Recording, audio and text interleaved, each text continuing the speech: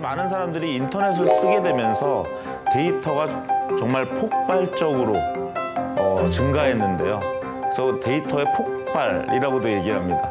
과거 같으면 상상도 못할 이런 일이 가능해진 건 소셜미디어를 통한 거대한 양의 데이터의 수집과 처리가 가능해졌기 때문입니다. 누구한테 물어보기가 쉽지가 않습니다. 그런데 병원 곳곳에 설치되어 있는 비콘을 통해서 내가 스마트폰으로 내비게이션을 할 수 있는 거죠. 앞으로 여러분들 어깨에 무슨 카메라 하나 살짝 달고 다닌다거나, 그죠? 아니면 여러분 안경에 카메라가 달려있거나 마이크가 달려있으면 어쩌면 앞으로는 24시간이 다 녹화돼요.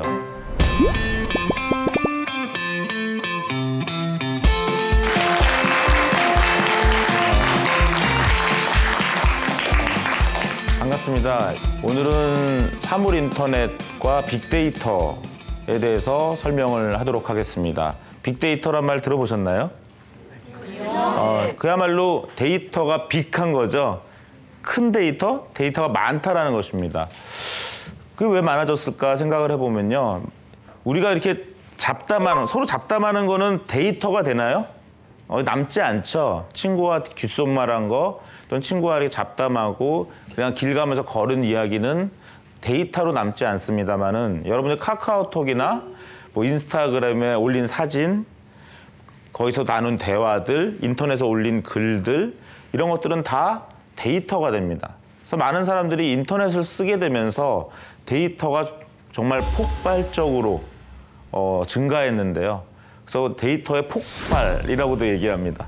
그래서 그런 데이터가 너무 많아지니까 사람들이나 회사들 또는 정부, 국가도 그렇게 사람들이 생성해낸 데이터들을 어떻게 잘 활용하고 분석해서 더 좋은 어떠한 제품을 만들고 서비스를 하고 사람들을 더 기쁘게 할까, 이런 것들을 연구하는 것이 빅데이터 분야다, 이렇게 말씀드릴 수 있겠습니다. 조금 이해되시나요? 네, 그러면 이제 서울시의 심야버스 사례에 대해서 한번 말씀을 드려보겠습니다. 여러분들은 밤늦게 버스를 탈 기회는 그렇게 많지 않겠습니다만은 올빼미 버스라는 그런 심야버스가 있어요. 밤늦게 사람들을 안전하게 집에 데려다주기 위해서 택시를 타는 분도 있겠지만 좀 더 저렴하고 많은 사람들 운송하는 버스가 있으면 더 좋겠죠. 그러면 그러한 어떤 심야버스를 어디다 보낼 거냐는 걸 우리가 어떻게 생각을 해야 될까요? 어떻게 그걸 찾아낼까요? 그래서 서울시에서 사용한 방법은 사람들의 통화량을 봤어요. 심야에 어디서 전화를 많이 하는지를 봤습니다. 그 전화를 많이 한다는 것은 아직 집에 안 가고 바깥에 있을 가능성이 높다라는 면에서 거의 30억 통의 통화 위치를 분석을 했습니다. 또 하나는 사람들이 택시를 어디서 타고 어디서 내리는지 거의 500만 건의 데이터를 분석을 했어요. 그래서 그걸 통해서 통화량이 많고 그다음에 택시를 많이 타고 내리는 곳에다가 집중적으로 심야버스, 올빼미 버스를 배치했습니다. 그 결과 시민들의 어떤 만족도가 높아지고 행복지수가 높아진 거죠. 이런 것들이 어떤 빅데이터를 이용한, 데이터를 많이 활용하고 분석해서 그 결과적으로 서비스를 늘리는 그런 방법론인데요. 이번에는 미국에서 일어났던 재미있는 사례를 한번 보시죠. 2009년 12월 미국.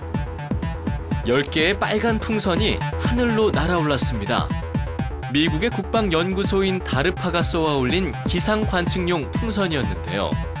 다르파는 그 풍선들의 위치를 사람들에게 알리지 않았습니다. 그리고 4만 달러의 상금을 그 풍선의 위치를 정확히 맞추는 팀에게 주겠다고 발표했죠. 과연 미국이라는 거대한 나라의 상공에 떠오른 10개의 풍선의 위치를 모두 맞춘 사람이 있었을까요? 답은 놀랍게도 예스였습니다. 그것도 불과 9시간 만에 정확하게 위치를 맞춘 팀이 나왔죠.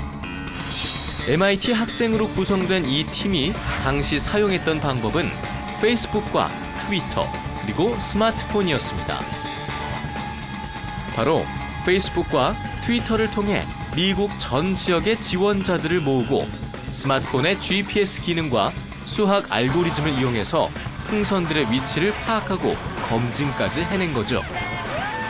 과거 같으면 상상도 못할 이런 일이 가능해진 건 소셜미디어를 통한 거대한 양의 데이터의 수집과 처리가 가능해졌기 때문입니다. 이런 것들이 이제 빅데이터를 통한 어떤 문제 해결의 사례인데요.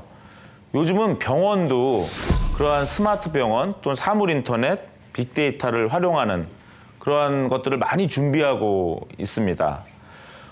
요즘 병원 곳곳에 이제 비컨이라는 것들이 달리게 됩니다. 비컨이란 말 들어보셨어요? 예, 비컨은 등대라는 뜻이에요. 또는 봉화. 비컨이 한 10m나 20m 간격으로 병원 곳곳에 붙게 되면은요, 여러분들이 스마트폰을 이용해서 길을 찾을 수가 있습니다.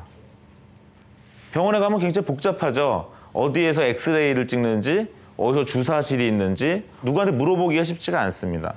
그런데 병원 곳곳에 설치되어 있는 비컨을 통해서 내가 스마트폰으로 내비게이션을 할 수 있는 거죠.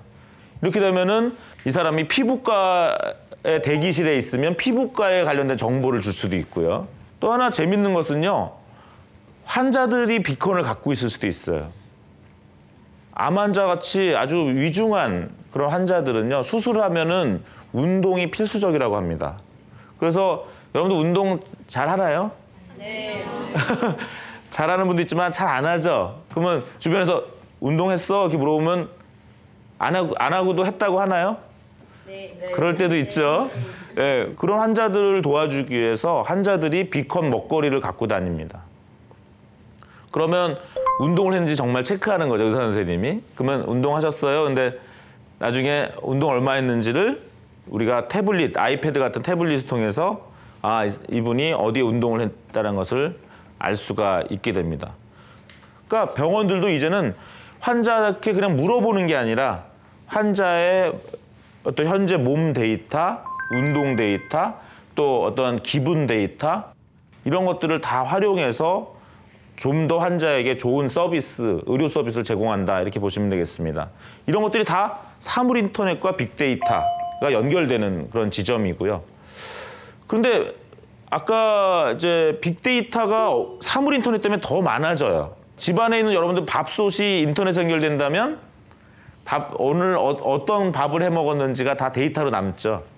예, 그래서 사물 인터넷과 빅데이터는 서로 맞물려 돌아가는 어떤 두 톱니바퀴와 같다. 저는 이렇게 설명을 합니다.